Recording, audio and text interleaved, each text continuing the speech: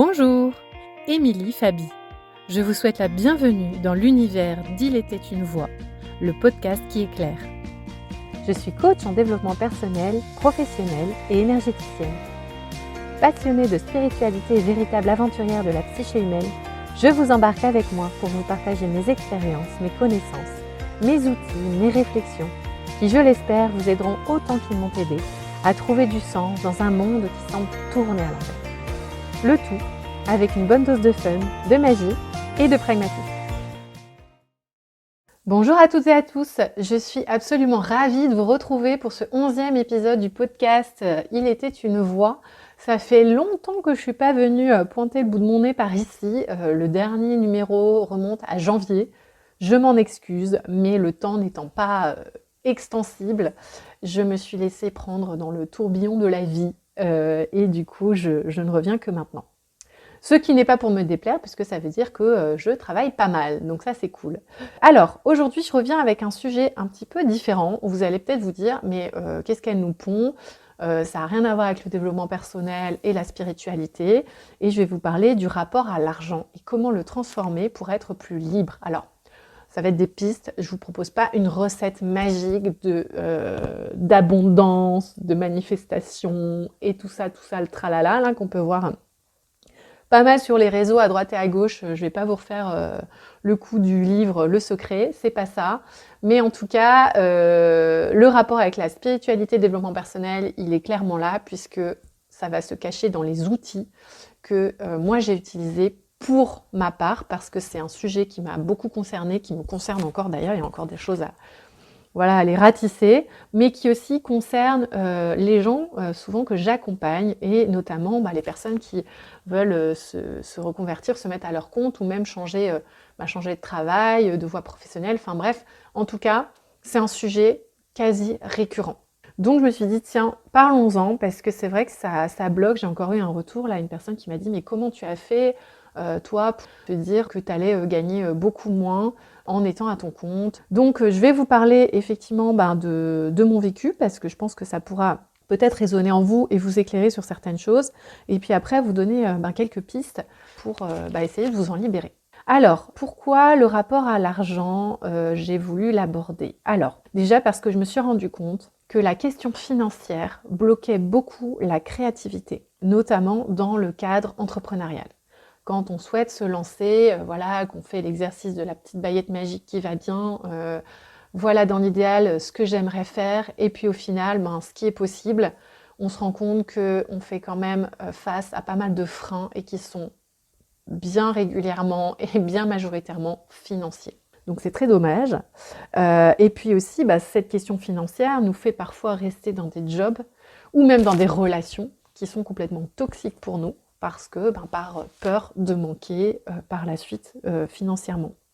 Donc ça peut faire clairement prendre de mauvais chemins, et d'autant plus quand on est, moi je l'ai remarqué assez vite au début, quand j'ai lancé mon activité, que je me suis orientée davantage vers des prestations un peu plus ésotériques, spirituelles, genre les soins énergétiques, les guidants, j'avais beaucoup de mal à faire payer pour ça, parce que même si j'ai toujours travaillé dans la prestation de service, même à l'époque d'ailleurs quand c'était un peu plus pragmatique, on va dire, quand j'étais dans du recrutement, et que ce n'était même pas moi qui fixais les prix des honoraires, les montants des honoraires, les montants me paraissaient faramineux, et j'avais énormément de mal à les présenter aux clients, alors que c'est même pas moi qui... mais je me cachais clairement derrière la boîte en me disant « Oui, mais alors voilà, les honoraires que nous avons fixés, je vais en parler à ma direction, pour négocier. » Je n'assumais absolument pas, et je trouvais ça juste absolument délirant.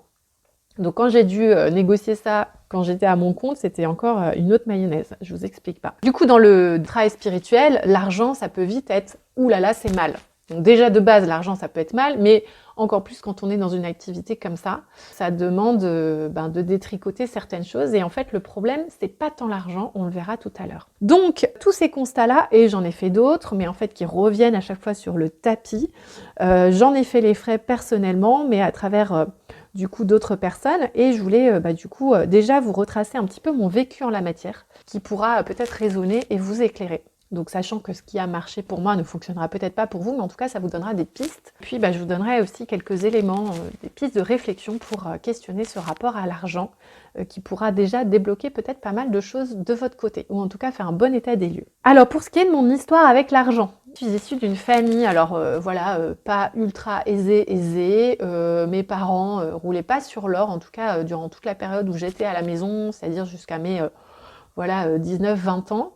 Je les ai quand même vus souvent galérer, même si moi je n'ai manqué de rien. Pour le coup, j'avais tout, mais c'est vrai que l'argent, je sentais que c'était quand même un sujet, quoi. Il y avait, fallait faire attention, surtout du côté de mon père, en fait. Mon père était, avait un petit côté écureuil, mais du fait de lui, son passé, son enfance, où il a été clairement dans une énergie de manque, avec des parents très très modestes. Et où lui, il avait vraiment à cœur, l'argent, c'était vraiment quelque chose qu'il fallait gagner coûte que coûte.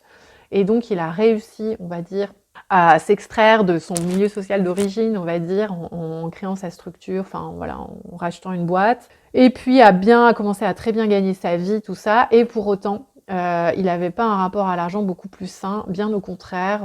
Pareil, il était toujours dans le côté je garde au cas où, je dépense peu, ou alors je dépense pour des choses qui vont montrer que j'en gagne de l'argent, c'est-à-dire une grosse voiture, une belle maison, tout ça, alors que par ailleurs, il avait des valeurs très simples. Alors je dis pas qu'avoir une grosse voiture, ça dit de vous que vous n'êtes pas quelqu'un de simple et pas quelqu'un de sain et d'équilibré, mais en tout cas, lui, dans son cas, il y avait vraiment une espèce d'opposition entre ses valeurs et puis ce que l'argent et ce qu'il souhaitait véhiculer à travers l'argent. Donc je les ai vus faire attention, donc très vite je me suis rendu compte que l'argent, fallait faire gaffe. Ensuite, quand j'ai commencé à faire mes études, donc j'ai fait une école de commerce, bon qui n'était pas forcément la meilleure idée du monde, mais soit. Et donc une école de commerce c'est très très cher. Et encore à l'époque, c'était moins cher qu'aujourd'hui. Aujourd'hui c'est absolument délirant, je trouve ça dingue, mais soit. Et donc j'ai dû emprunter, mon père voulait que je fasse un prêt étudiant, même s'il avait les moyens de financer ça. Alors après, il finançait mon appart et tout ça, je vais pas cracher dans la soupe, mais n'empêche que j'ai dû financer une partie par moi-même. Donc c'était plus par principe pour me transmettre la valeur de l'argent. Donc c'est bien quand on commence sa vie professionnelle avec un prêt à rembourser chaque mois, plus la voiture, plus l'appart, plus tout ça, c'était bien cool. Donc j'ai commencé ma vie professionnelle dans un cabinet d'audit où, clairement, je gagnais pas trop mal ma vie. En tout cas, pour un premier poste, c'était pas mal. Sachant que, ramené au taux horaire, on était clairement sur de la Corée du Nord. Voilà. C'était pas jojo, parce que je bossais énormément. Donc, voilà. En plus, à ce moment-là, j'étais avec un type absolument toxique qui ne bossait pas, qui était encore en études, mais qui a clairement profité de moi. Moi, voilà, le côté romantique, par amour, nanani, nanana, je payais tout, donc même ses fringues, ses clopes, son forfait de téléphone, donc il appelait à l'étranger en plus. Donc c'était absolument sympa. J'ai jamais vu la couleur de ce à quoi j'avais participé. Donc j'étais toujours dans le rouge, j'avais un découvert de ouf qui me permettait de vivre en fait. Donc déjà ça commençait pas très bien, puisque je payais tout, mais voilà, à deux, avec mon salaire qui était pas dégueu, mais quand même pas ouf pour être dessus tous les deux. Ensuite, du coup, j'ai rencontré l'autre, c'était l'opposé, c'était quelqu'un qui gagnait très très très très bien sa vie. Je ne le savais pas quand je me suis mise avec lui, mais je l'ai découvert par la suite. Et pour le coup, là, c'était l'inverse. Je voulais absolument pas dépendre de lui. Moi, l'indépendance, et notamment financière, ça a toujours été un énorme sujet pour moi. Je voulais, du coup, pour lui, 500 €, un week-end à 500 €, c'était pas grand-chose, quoi. C'était presque de l'argent de poche. Enfin, d'argent de poche. Même pas de l'argent de poche. C'était pas grand-chose. Et donc, moi, je voulais suivre. Donc, pareil, je me suis à nouveau mise dans le rouge, sachant que je gagnais encore mieux. En fait, j'ai toujours gagné mieux ma vie qu'avant. Donc là, à nouveau dans le rouge, donc c'était reparti pour un tour. Ensuite, j'ai rencontré mon conjoint, mon amoureux actuel. Et là, bizarrement, c'est là que les choses se sont vraiment régularisées, parce que lui, pour le coup, il avait un rapport à l'argent hyper sain. Hyper sain, mais qui, moi, m'a heurtée dès le départ en me disant, mais en fait, le mec, il est pas du tout ambitieux, qu'est-ce qui se passe? En plus, à l'époque, j'ai gagné plus que lui. Donc moi, le petit côté femme d'homme Cro-Magnon qui doit, subvenir aux besoins de toute sa famille, j'avais un petit peu de mal. En fait, je me suis rendu compte que j'avais une image hyper vieillotte de la gestion financière d'un foyer où c'est l'homme qui devait forcément ramener le plus à la maison. Donc limite, alors que lui, ça lui posait aucun problème, je trouvais ça hyper sain. Mais c'est moi qui avais un problème, quoi. En gros, vas-y, bouge-toi, gagne plus, quoi. Alors que lui, il s'en foutait. Et ensuite, donc là, à ce moment-là, j'ai bien, du coup, ça s'est rééquilibré. Donc c'était une période où voilà, j'ai pu mettre de l'argent de côté, je gagnais franchement un très bon salaire, c'était cool. Enfin voilà. Et ensuite, je me suis dit tiens, c'est peut-être un peu trop confortable, un petit peu trop simple. Si je crée mon entreprise, donc là, les peurs sont revenues en boomerang, mais pour autant, l'envie vraiment de me lancer toute seule était beaucoup plus forte. Ça m'a bien rechallengée, donc bim, retour à l'envoyeur. Alors j'avais Pôle emploi, j'avais un Pôle emploi quand même vraiment très confortable, vu que j'avais eu un bon salaire avant. Sauf que, dans l'intervalle, il y a eu les confinements, j'ai eu 2 enfants, donc finalement ma période de Pôle emploi m'a servi à vivre. Alors j'ai un petit peu développé mon activité, mais pas tant que ça. Donc j'ai réussi à quand même engranger pas mal de factures, et du coup ce qui m'a permis, une fois que mes droits Pôle emploi étaient écoulés, de me verser des salaires, puisque j'avais créé une SASU, enfin bon bref, tout un truc qui faisait que je capitalisais sur mon entreprise pour ensuite me verser des salaires. Donc le fait est qu'une fois que j'avais plus Pôle emploi, on décide en gros de déménager, et c'est à ce moment-là aussi où j'avais changé mes prestats, où j'étais allée dans quelque chose de plus spirituel. Donc avant, j'étais vraiment dans du recrutement pur et dur, du coaching professionnel, enfin des trucs très pragmatiques, très cadrés, qui auraient effectivement pu me ramener beaucoup d'argent très vite. Et là, je me suis dit, tiens, c'est encore trop facile. Donc, est-ce que je complexifierais pas la chose et je me lancerais pas dans des prestats qui sont un petit peu plus dans une petite niche, quoi, d'un petit toutou. Donc, en plus de ça, on a déménagé, donc j'ai dû tout reprendre à zéro. Ça, j'avais déjà expliqué dans un autre podcast. Donc, c'est reparti pour un tour. Et là, à nouveau, le stress financier, tout ça.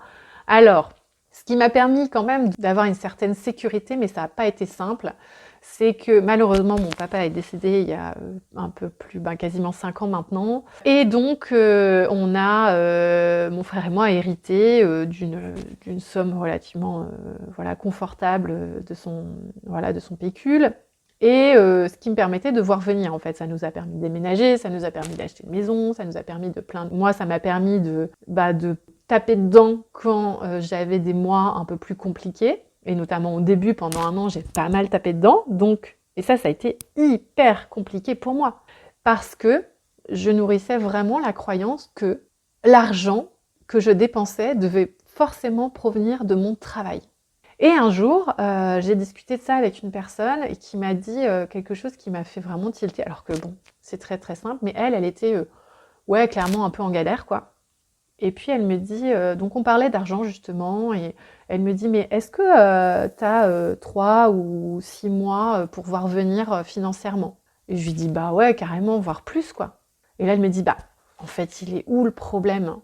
Et là je me suis rendu compte, je dis, mais effectivement, donc je m'étais bloquée mentalement en me disant, non, il faut surtout pas que je tape dedans, parce que cet argent-là, il faut le garder pour plus tard, pour investir, et ça c'est mon conjoint qui m'a beaucoup aidée aussi là-dessus, puisque lui il a quand même un rapport à l'argent sain, et qui me dit, mais c'est aussi un investissement que tu fais, c'est un investissement sur toi.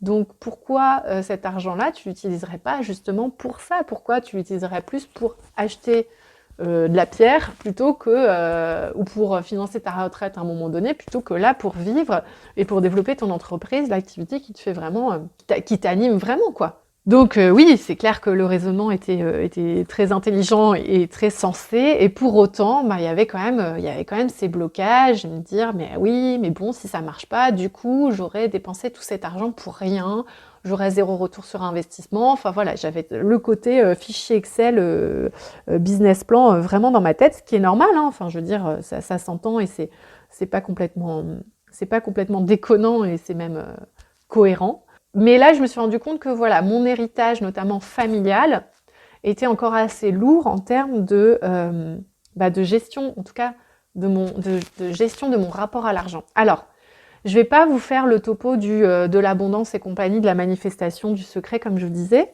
mais mon rapport à l'argent a été challengé et du coup challengeant parce que notamment, je me suis rendu compte, en fait, j'ai fait un exercice tout simple. À un moment donné, je me suis dit, bah, vu que je m'intéresse pas mal à tout ce qui touche au transgénérationnel, à la psychogénéalogie et tout ça, et que quand même, à travers mes séances, quelles qu'elles soient, je me rends compte en creusant un petit peu que le bagage, on va dire familial, joue pour dans pas mal de problématiques, et notamment l'argent.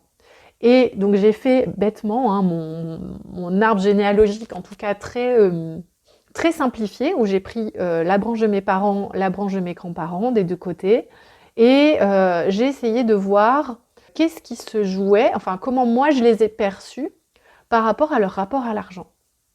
Et en fait, je me suis rendu compte que notamment, il y a eu plusieurs personnes dans ma famille, voire quasiment toutes en fait, qui n'ont jamais fait ce qu'elles voulaient vraiment faire, qui ne se sont jamais autorisées à vivre de leur passion, justement, à cause de l'aspect financier.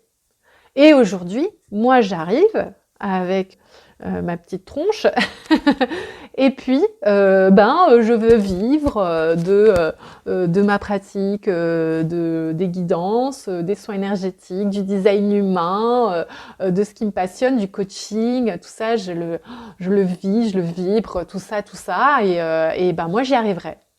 Et en fait, je me suis rendu compte que ouais, il y avait quand même un blocage. Et même si j'avais l'impression que mentalement j'avais dépassé ça, ça restait en fait, ça restait encore un problème et je sentais que c'était poussif, que bon, l'activité prenait pas forcément. Alors après, il y a le temps aussi qui fait que il faut que ça se mette en route.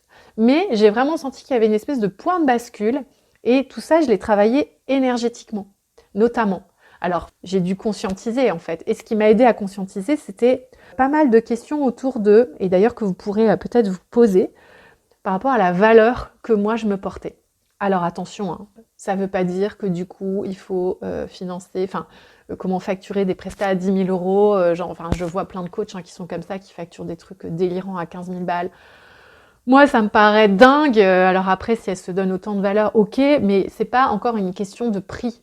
C'est une question de mon travail, moi en fait, qu'est-ce que je vaux à travers mon travail. Et du coup, quel que soit, que ce soit 10 euros ou 15 000, qu'est-ce qu'on met dans ce montant-là en fait? Comment on s'aime à travers ce montant-là? Peu importe le montant finalement. Et en fait, quand on est dans une énergie de manque, clairement, ça transpire en fait. Et ça transpire énergétiquement. Je ne sais pas comment l'expliquer, mais j'ai l'impression que plus j'avais peur, moins ça fonctionnait.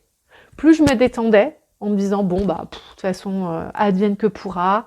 Il y a vraiment eu une espèce de moment où je me suis dit bon bah c'est tout. Là je joue mes dernières cartes. Clairement, hein, pour le coup, j'ai voulu arrêter 1 milliard de fois par peur du manque. Alors sachant que en plus j'avais de quoi voir venir, donc j'ai eu quand même cette chance. Alors une chance, voilà, hein, toute mesurée vu que quand même j'ai perdu mon papa, donc voilà. Mais j'avais quand même ce matelas. Enfin, j'ai quand même ce matelas financier qui fait que bon bah voilà. Donc je me dis mais je me suis vraiment aperçue que bah c'était ça l'abondance en fait. C'est ça l'abondance. Pourquoi l'abondance, ce serait forcément de l'argent gagné par le travail? L'abondance, ça peut être, je sais pas, vous grattez un ticket de rapido et puis vous gagnez 500 euros et puis voilà, ça vous permet de financer un truc que vous vouliez depuis longtemps. Ça peut être justement un héritage, se dire bah ouais, ok, c'est pas mon argent, mais quand même il y a eu un décès, enfin c'est quand même mes parents, c'est machin, enfin pourquoi je me bloque? Et j'en discutais d'ailleurs avec mon frère où c'était un peu plus compliqué pour lui, il n'avait pas encore fait ce chemin-là. Et puis aussi, c'est de se dire, l'argent, ça peut venir aussi comment déconstruire son rapport à l'argent, quels sont réellement mes besoins. Ça a été une grosse question aussi. Parce que, alors moi, j'ai jamais été très matérialiste, dans le sens où, depuis toute petite, en fait, je voulais gagner de l'argent pour voyager. Je voulais vraiment, alors j'ai beaucoup voyagé, j'ai défoncé mon bilan carbone pour toute ma vie et les suivantes, probablement. Et du coup, depuis que j'ai rencontré mon conjoint, on était quand même beaucoup plus dans cette optique-là. On a évolué sur le côté par rapport à la planète, l'impact qu'on peut avoir et tout ça. Donc, sans jugement et sans prêcher la bonne parole, en tout cas, on a décidé de prendre beaucoup moins l'avion, de voyager un petit peu autrement. Alors bon, sachant aussi qu'on a 2 filles en bas âge et que rien que d'aller à l'aéroport, ce serait un challenge en soi. donc voilà, on s'épargne un petit peu des choses qui pourraient nous plomber énergétiquement aussi. Mais en tout cas, voilà, ça a clairement enlevé ou en tout cas amoindri une ligne de mon budget qui était quand même hyper importante parce que je voyageais pas mal, je dépensais, franchement, mon argent, je le dépensais principalement dans les voyages. Après, tout ce qui est marque et tout ça, fringues de marque et tout, je suis coquette, machin, mais je m'en fiche en fait, c'est pas... Voilà, on est arrivé à une espèce de vie assez simple, on s'est construit notre vie assez simple avec beaucoup moins de besoins et ça, clairement, ça libère. Parce que je remarque aussi pas mal de personnes qui ont des gros postes notamment, qui vivent très bien et qui du coup ont le mode de vie et le train de vie qui va en face. Et que du coup c'est compliqué de revenir en arrière et de baisser la voilure en fait. Donc ça c'est pareil. Si le rapport à l'argent il se voit, je trouve à mon sens, dans une espèce d'écologie globale. Comment je vis mon argent, comment je vis ma vie et comment j'emploie mon argent. Ça me sert à quoi? Parce que le pourquoi je veux gagner de l'argent, ça paraît être une question simple, mais en fait, elle n'est pas si simple que ça. Parce que est-ce que je veux gagner de l'argent pour montrer, prouver, pour comment accéder à un certain statut social, et du coup, c'est très relié au regard de l'autre, ou à se prouver justement par quelque chose d'extérieur sa valeur, alors que c'est pas l'argent qui va venir vous prouver que vous êtes quelqu'un de bien ou pas, en fait. Clairement pas. Enfin, en tout cas, c'est mon avis. Donc, qu'est-ce que ça représente, cet argent pour moi? Comment je l'utilise? Qu'est-ce que c'est l'abondance? Est-ce que, l'abondance, c'est forcément travailler comme un forcené pour gagner un gros salaire, pour peut-être pas voir mes enfants, passer à côté de ma vie, faire un burn-out, me retrouver sur le carreau, bousiller ma santé. Alors, ça se passe pas tout le temps comme ça. Il y en a qui... Voilà, mais c'est toujours qu'est-ce qui se cache derrière? À partir de quoi je prends ma décision pour faire quelque chose qui potentiellement va impacter mon rapport à l'argent? Donc, quels sont mes besoins réels? Ça, je vous l'ai déjà dit. Et de refaire justement ce petit exercice de votre héritage familial. Comment a été vécu le rapport à l'argent dans votre famille? Comment est-il encore vécu? Qu'est-ce que ça veut dire pour votre lignée, l'argent? Comment vous transmettez ça potentiellement à vos enfants si vous en avez? Et il n'y a pas de bonne ou de mauvaise réponse, en fait. Chacun place le curseur comme il veut, mais là où ça peut poser problème, c'est quand ça devient souffrant, en fait. Quand ça devient souffrant et quand ça vous empêche de faire des choses. Alors, clairement, quand j'accompagne des personnes qui sont notamment en reconversion, c'est un sujet qu'on va travailler parce que ça se présente. Donc, c'est aussi de trouver le moyen de se sécuriser financièrement. Quelles sont mes options? C'est vrai qu'il y a des personnes qui n'ont pas ce choix-là. Malheureusement, qui sont dans de la survie chaque mois et qui peuvent pas se poser la question de est-ce que je peux faire le métier de mes rêves? En fait, elles sont juste la tête dans le guidon et elles peuvent pas souffler autrement. Mais quand on a la possibilité, d'avoir une espèce de sécurité qui est déjà là et qu'on se fait quand même des nœuds au cerveau, là, il y a peut-être quelque chose à aller nettoyer. Parce que ce serait quand même dommage de passer à côté juste par peur, entre guillemets. Donc, le nettoyage énergétique, que ce soit de soi et puis de s'aligner aussi, il est très important. En tout cas, moi, ça m'a beaucoup aidé. Et je le fais assez régulièrement parce que c'est quelque chose qui revient souvent. Et puis, en fait, est-ce qu'il y a des gens aussi dans votre famille qui, comme moi, n'ont pas pu vivre de leur passion, qui se sont empêchés de ça et que du coup, l'argent a été peut-être un prétexte à ne pas vivre de cette passion? Il y a peut-être quelque chose qui se joue aussi. Qu'est-ce que je mets dans l'argent? Est-ce que ça me sert de prétexte pour pas faire quelque chose, pour pas me lancer dans quelque chose, pour pas me réorienter, pour pas changer de boulot, pour pas déménager, pour pas quitter la personne, Il y a vraiment des possibilités de schémas répétitifs dans le rapport à l'argent. Donc voilà ce que je voulais vous dire pour aujourd'hui. En tout cas, c'est un gros sujet, je pourrais vous en parler encore longtemps, mais voilà, j'essaie de pas faire plus de 20-30 minutes de podcast pour pas vous perdre. Donc en tout cas, je sais que c'est un sujet assez épineux, donc n'hésitez pas à m'envoyer des messages ou à mettre vos petits commentaires pour me parler de votre rapport à l'argent. Puis j'espère que ça vous aura peut-être éclairé, que ça aura résonné, que les petits questionnements là que je vous propose, en fait, ils vous auront aidé peut-être à prendre conscience de certaines choses de votre rapport à l'argent et que vous pourrez, si vous êtes dans une optique de changer un petit peu, vous libérer de ça pour être plus sereine au quotidien.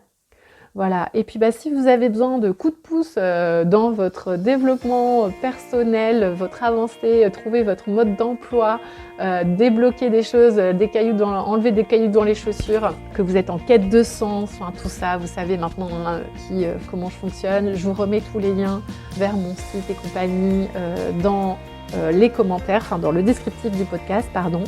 Je reste évidemment à votre disposition si vous avez des questions, des commentaires, si vous voulez échanger sur ce sujet ou les autres. Et puis, je vous dis à la prochaine fois. Prenez soin de vous.